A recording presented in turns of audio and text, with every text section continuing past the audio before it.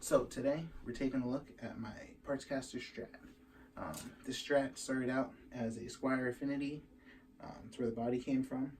So it has a real thin body, a lot thinner compared to my Fender, but it's pretty light, so that makes up for it. The bridge is a Wilkinson Tremolo. So unlike the Squier Tremolo that came with it, it's not slotted, it's a solid block, and it has pull-out bar, which is nice. A lot of Wilkinson tremolos are like that. It is a traditional style though, so it has the 6 screws instead of the 2 pivot points. Yeah, it's a really nice tremolo, stays in tune. The other part of staying in tune are the GFS style locking tuners. They go on in a breeze. They make string changing a breeze. Unlike some of the other locking tuners, you can twist them all the way out and there's no pin inside. It's all one piece, so you don't have to worry about losing the little pin while you're changing strings if you back it out too far. So that makes it really nice. As you can tell, went with the left-handed neck.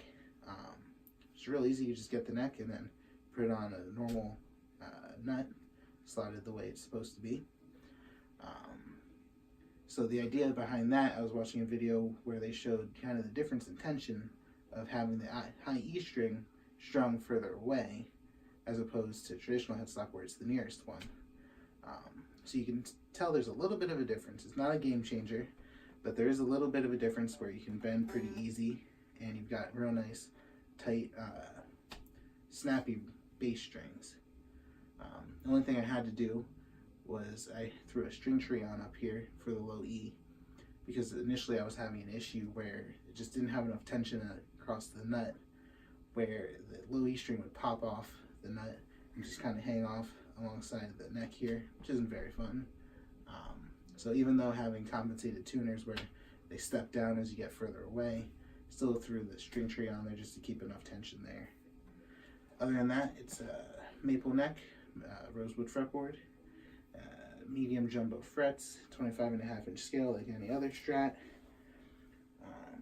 Onto the electronics, I got the Stuart McDonald Premium Strat wiring kit. So that gives you all of the potentiometers and the switch and the jack and everything that you need to wire up a Strat. And it's nice, they're all good quality, and they give you a nice cloth pushback wiring, kind of vintage correct. And then the main piece, the most expensive part of the guitar, were the pickups. I went with the David Allen 60's RnB pickups, which are a real nice handmade set. They're kind of vintage spec, so they're lower output, but they really nail the classic Strat tone. I run a boost a lot of times with them just because they're a little bit quieter than my other guitars, but they sound incredible. The neck and the middle pickup are really what sold me. The in-between position is just perfect. They sound incredible for all kinds of stuff and nail any sorts of blues that you want to play. The bridge pickup is a little bit bright at times, but I wired it in so that that's also controlled off of the first tone knob here. So I figured since the bridge and the neck are never on at the same time, you can then adjust them all individually no matter what position you're in, which comes in useful. I don't use it a whole lot, but the option is there because the bridge pickup can be a little bright at times. Other than that, it was a really fun project. It was nice being able to spec a guitar out exactly the way I wanted to and kind of piece everything together.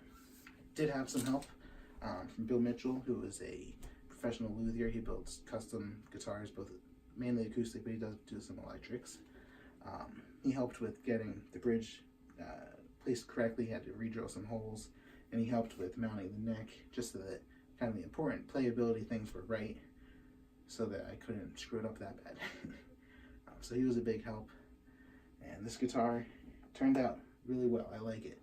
I've got 10 to 52 strings on it, so with that little bit added tension, pretty easy to bend, but still real chunky rhythm.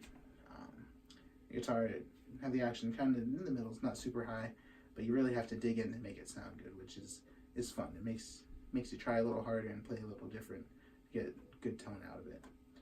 So it was a fun project, and I'm going to try to show some of the tones that I like to get out of it. So hope you enjoy.